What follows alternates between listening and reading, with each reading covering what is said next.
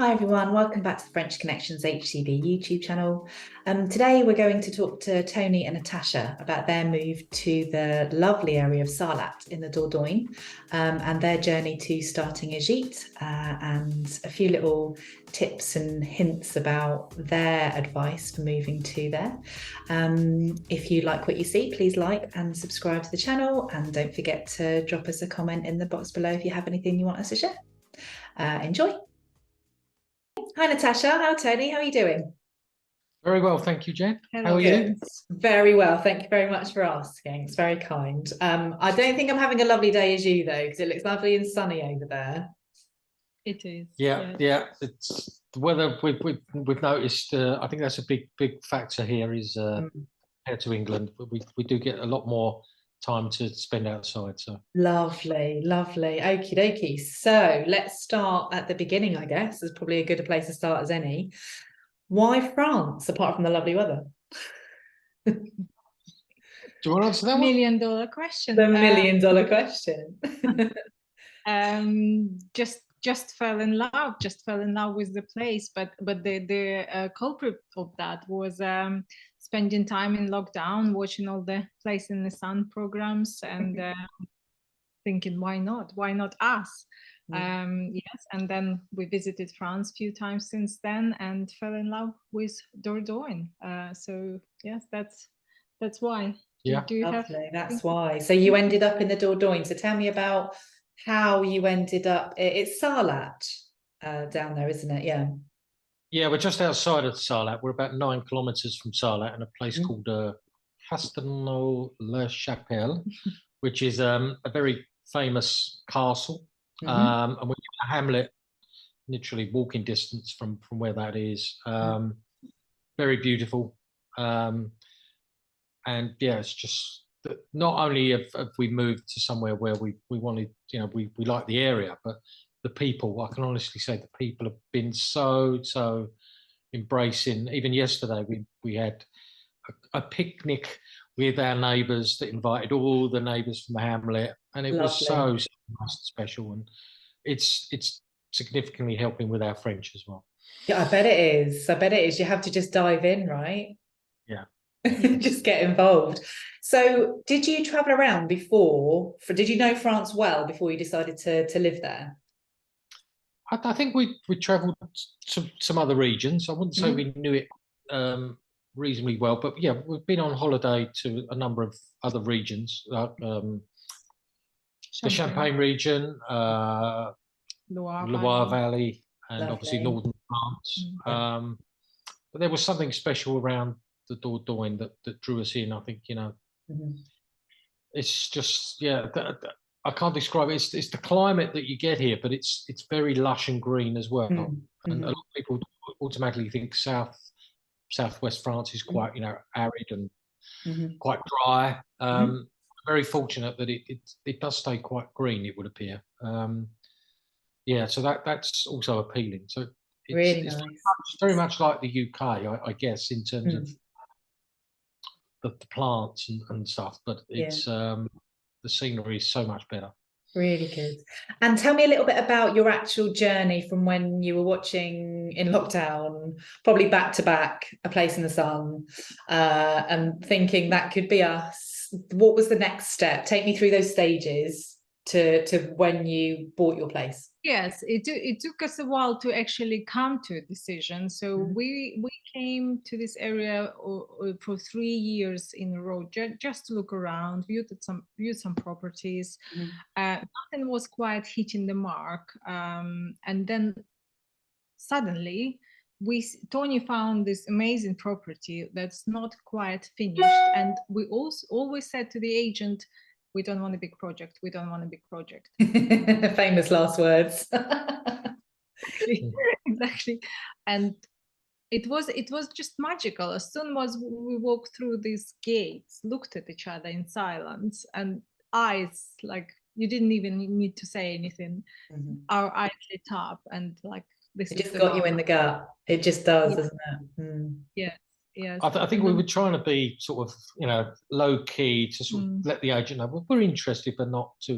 But I think she knew straight away that, we're hooked. starry-eyed, going, it's everywhere you look. Not really listening to what they're saying is normally quite a good key, isn't it? Yes, but it did take us 3 years to get to this point, and we were obviously having long and hard think about it, weighing all ups and downs, and yes, and then it went all 100 miles an hour. Yeah. We found a property, we put our property on the market, sold in 2 weeks.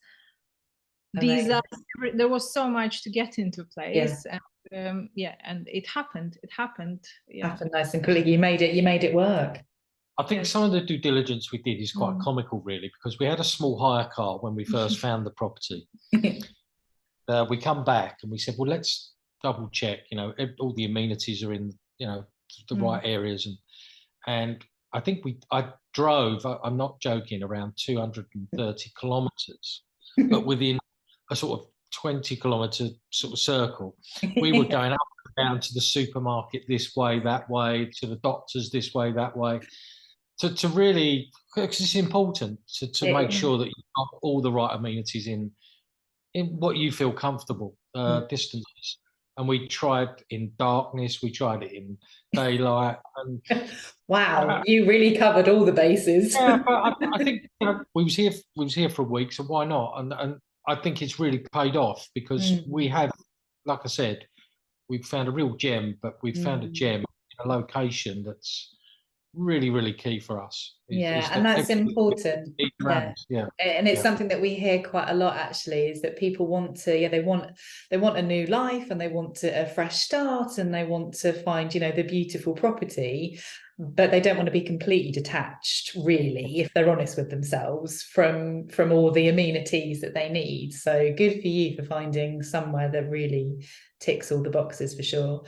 So we regularly say to people that they can do everything that French Connections HCB kind of offers within reason. Certainly from the administration point of view. So what was the deciding factor when you thought, actually, we're gonna outsource this, and we're gonna look for some help? And what made you think that? And then what made you decide on French Connections HCB to be that partner? I think we went with an open mind on we will need help because of Brexit as well. It's a lot more complicated now. Sure. And both myself and Natasha are a big believer of, we're not experts in the field of moving anywhere abroad. And I think it's always a good idea to have people that have experienced it, got the knowledge, and are up to speed with legislation, because it's changing all the time. And the moment we met Richard, we felt really comfortable, and his team as well. You just felt a calming with Richard. It's he sort of brings you down. Don't worry about this. Don't worry about that. But I think the most important thing, he tells you factually, truthfully, what the process is and how long it's going to take, what it's going to cost, because there are costs involved. Of course. I think a lot of people don't necessarily budget for that when they're buying home, and it's essential that you do budget and spend the money wisely on that element of it, because it can be quite stressful, especially you don't know whether you're going to get the right answer back from prime. I couldn't speak for you, I guess. Without Richard, I think we would have struggled. Really? I'll be honest with you. The translation of a lot of documents, it would have took us an awful lot longer. And the actual sequence of process of how, when, and how to do things, we would have got caught up and done things ahead of what we should have done first, if that makes sense. So for me, and again, we've spoke long and hard about this, I would recommend Richard for pretty much everything that you're going to consider that you have to do. And him and his team have been fantastic. Amazing. We love to hear that. Well, I will share that with everybody for sure. And what would you consider to be the best thing about working with French Connections? I know you just said that they kind of it's the knowledge, it's the calmness, it's the, is there one specific thing that you really, really appreciated? I think also that the speed in coming back to, you know, if we had an issue or we had a question, I'm sure Richard would say, yeah, he got a lot of questions, which he's very patient. It's the job. But for me, you know, there's never a silly question to raise, is there? You know, every question is important. It's all valid. But yeah, the speed in which Richard answered and his team come back to us, I found really refreshing. You know, that we was almost getting the answer before you sent the question. Well, sometimes they're preempted because, like we've said before, the team has done this so much now with the visas and, you know, with the cars and with the insurances and everything else that you need. They almost know what you're going to be asked.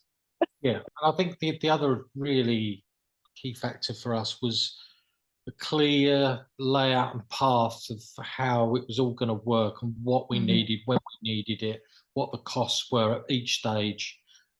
I think that was really, really helpful. Yes, you can plan ahead.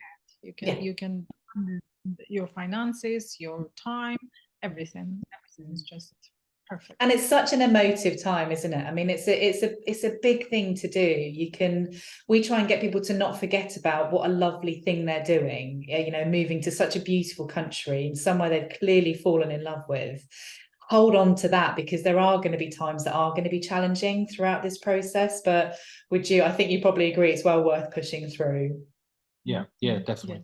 Yes. Awesome. What is the favorite thing about Sarlat and your little commune, your little village around it? I'll let you start that and I'll finish. Well, Sarlat is the first we fell in love with. It's the most beautiful medieval town, and I think it's the third most filmed place in France. Really? They filmed famous films in here, and it's just magical. And you have to pinch yourself. You're going in and you live in here. And I'm going to gym in Sarlat. We're going for Sarlat. I'm having my nails done in Sarlat, and you look around and you think, is this a real life? And it is actually real. So the place is just beautiful, but also people. We met our social life here been so busier than in. Yes, we just meeting people and they're lovely and everyone is happy here. So it just gives you this uplift, even when you're struggling with bits in a new country and maybe your French is not up to scratch sometimes. It just you get through it with the smile. It's not a problem, is it? It's the attitude that you kind of go with it. Sometimes it gets you so much further, isn't it? Yes. And I think the surrounding area around Sarlat is known as the Golden Triangle. Hence, we called our property La Trilogie d'Or. Sorry. But yeah, there's so much around Sarlat.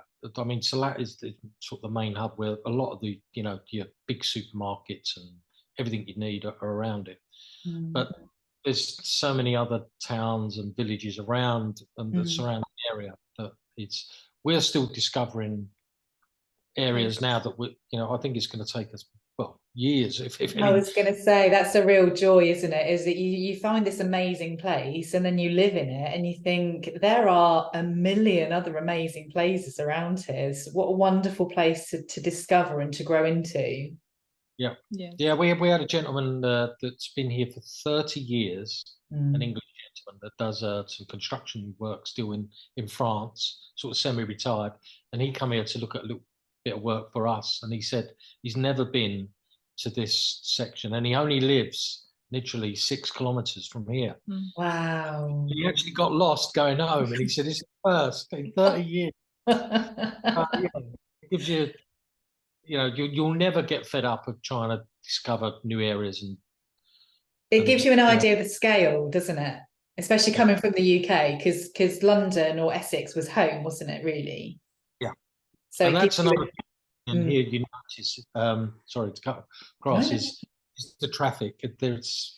I know it gets a little bit busy, sort of the July, August time, but even then, You know, you have some locals moan that, oh, it took me, 9 minutes to get across Salat. And I'm thinking, it's taken me 20 minutes just to get on junction 29 at the M25. That's like one traffic light. Yeah. So, there's that as well. We've noticed a big difference. Nice. That's good. Got Yeah, absolutely. Yeah, for sure. Oh, so it's just such a culture change, isn't it? When you put so many around about the same population into a much larger country, it functions incredibly well for those of us who sat in rush hour traffic, for sure. Yeah, definitely. Yeah.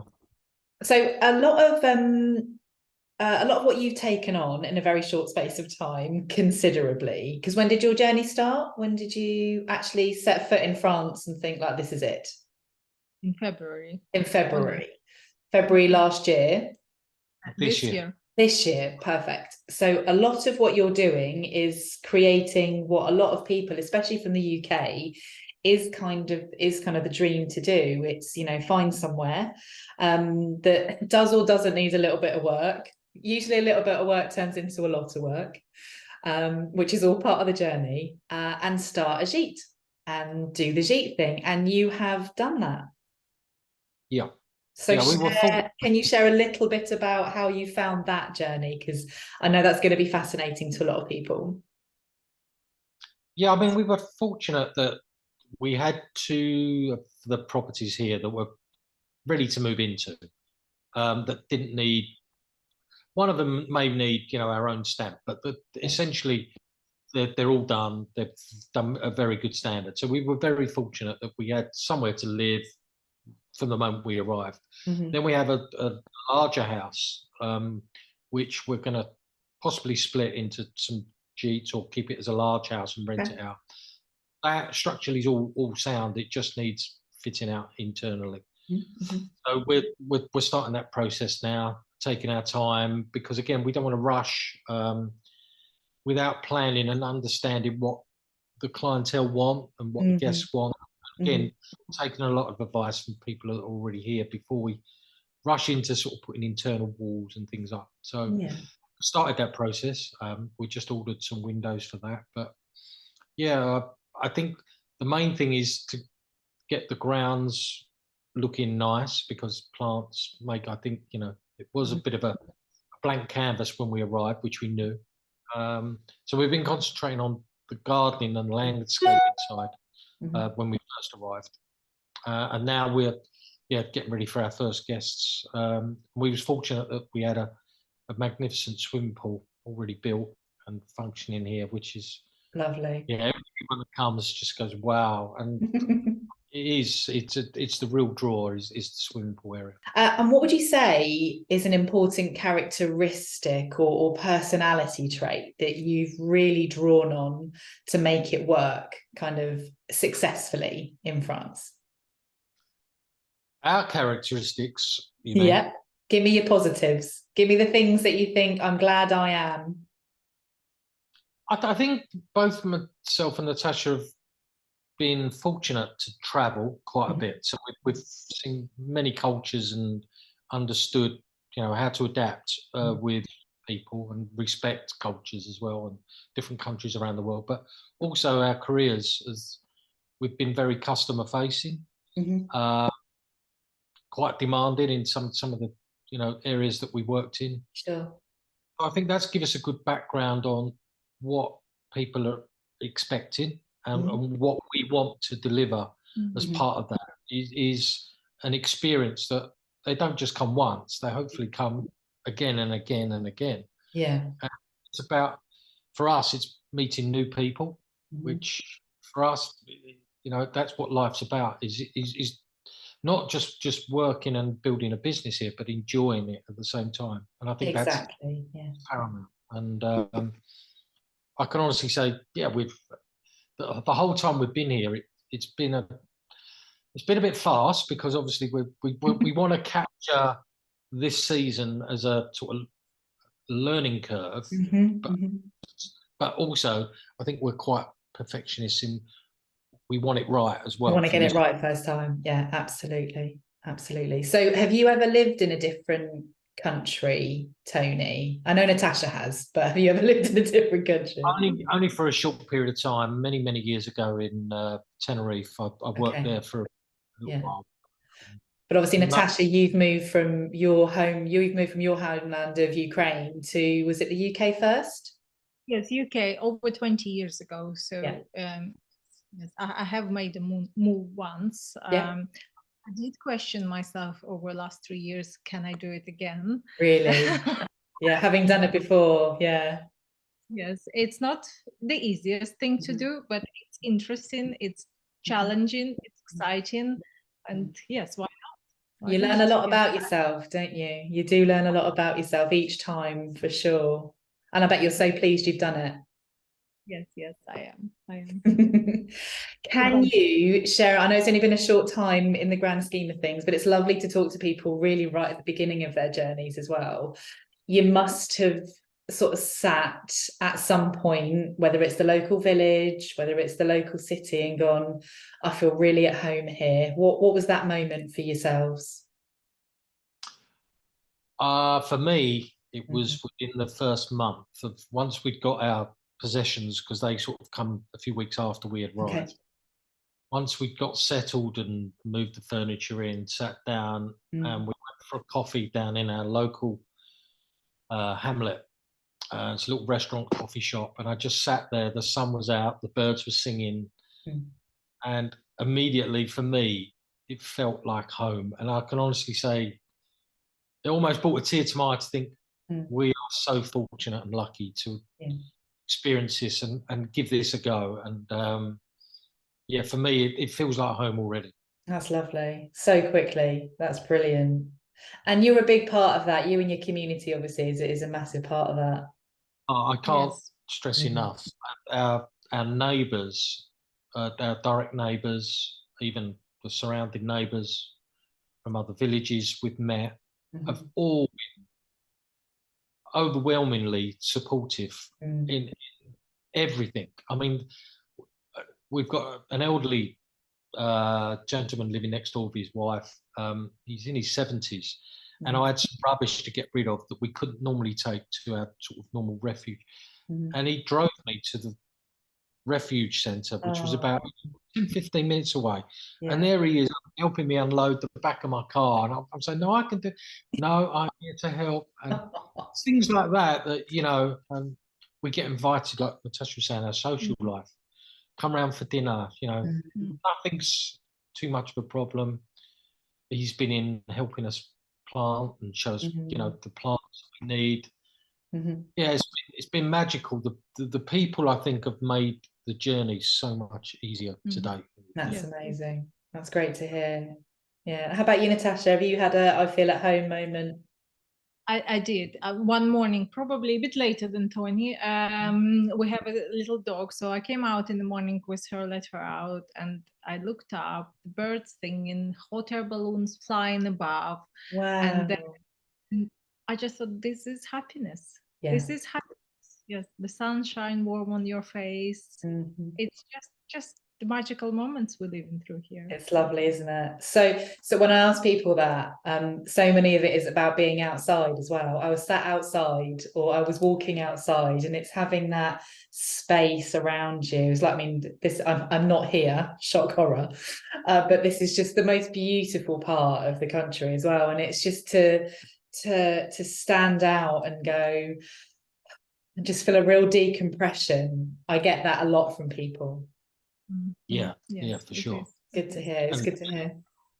Okay, so talking, eating outside just last night, it was just, you know, off the cuff. The neighbour said, why don't you come in? We've got a number of neighbours come in, and we sit outside and just share food. You bring your food. So talking about bars and restaurants, I'm asking everybody this. I'm just basically fishing for information. Do you have a favourite place that you love to go to, that's always a go-to when people come and visit, which I'm sure they have already, even though you've been incredibly busy? You go, we must go to ... bar, restaurant, cafe, lake, beach. Hit me with it. I can honestly say, and this is, again, I feel like I'm answering all the questions here, but we'll hear from Natasha in a minute. yeah, I can honestly say there is not one that's a favourite, because there are so many. Really? The reason I say that is we are still discovering gems every day, and I don't think we've been in a bad one yet. And when I say there's a favourite, yeah, there's a favourite in, 5 kilometres away. There's a favourite just walking distance. There's a favourite. I'm not just saying that because we live here, but it is.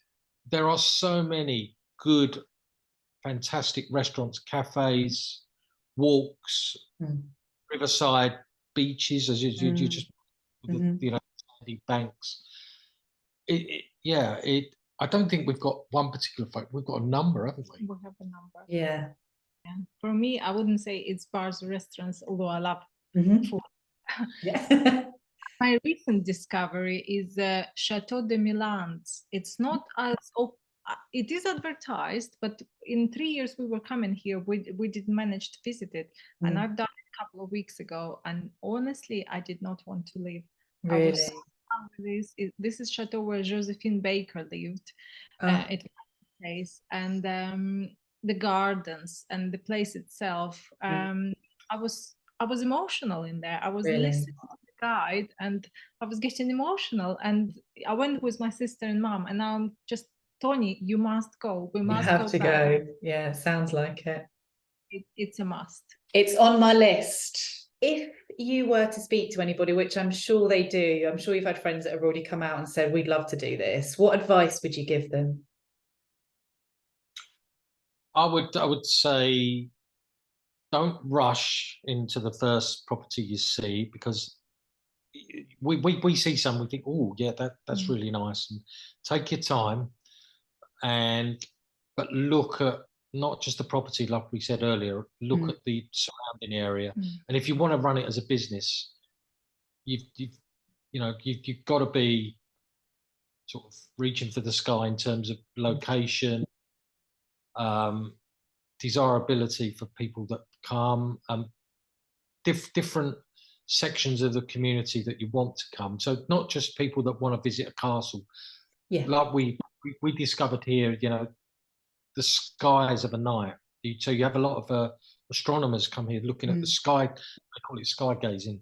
So you've got people like that come here. You've got walkers. You've got cyclists. You've got families. There is so much within just this sort of Golden Triangle area. So I think the answer to your question is, do your due diligence on the area, the amenities, and then look at the affordability, but also, like we mentioned, budget for using experts to get you to where you want to get to. You can do, I'm not saying you couldn't do it on your own, but it's a real struggle and stressful. And it's not, from my experience and listening to other people, it can almost make and break you actually going through with the process, if that makes sense. Because I agree. It's stressful, and you feel that you're on your own, and oh God, it's all coming in and taking it. Whereas I know I'm building up Richard here, but I really do mean this. He almost puts an arm around you to sort of reassure you that no, there is a way, there is a path, and this is the way we're going to go. And that was his aim. I know when he set up the business, I know he realised it an awful long time ago when he was a teenager. But when he, when he eventually came through adulthood and could set up a business about it, that's what he wanted to do. He wanted to help people because he knew that people needed help, and he didn't want that to be. Don't let admin be the reason that you don't fulfil a dream. That was kind of where he comes from, and kudos to him and the team really for making it happen, because we get lovely people like you being so happy in your new lives. Yeah, no, you put it very well there. Oh, bless you. And is there anything that you would do differently if you did it again? Learn the language probably before. We did get a bit lazy about it. Okay. Language is helpful. have that. It's important, isn't it, to really enjoy the whole process and really feel part of the community. But when you're there, you know, you've still got to put the effort in. It doesn't just come upon you, does it? Like osmosis. You have to still go out there and jump into it a bit, and you know, don't be too scared. Yes. But what I would say, as much as Natasha said that, don't be phased if you don't have that, because I certainly didn't know. Absolutely. But don't be phased, because, like I said, the French, especially in this region, are so, as long as you make an effort, they'll help you. And I think you learn so much more when you're actually here and you're actually physically and shopping and doing things. You pick up words and sayings. For me, it's so much easier than learning from a book or online. 100%. You learn the real French that you use more often than not. I've had many conversations about French textbooks, and I don't think I've ever asked anybody what colour their trousers are. So it wasn't that useful, but I do know what it is. Which is one question that always pops up when someone asks that, Jen. I know you probably heard this 1,000 times, but probably the one thing I would do would be, or one thing I'd regret not doing, is not making this decision earlier in life. I think if we'd have done this 10 years ago, that we hear that a lot as well. Yeah, I said, have you got any regrets? And it's, we should have done it, you know, a lot earlier. So but great that you've managed to do it, and you're clearly making it a wonderful success as well. Best of luck with your first guests at the Gîte. I'm sure they're going to have an amazing time, whoever they are. We hope so. Good luck with it all. Thank you so much for your time today. Thank you so much for watching. If you would like to hear more from French Connections HCB, like I said before, you can like and subscribe to the channel, which would be great, or get in touch at frenchconnectionshcb.com.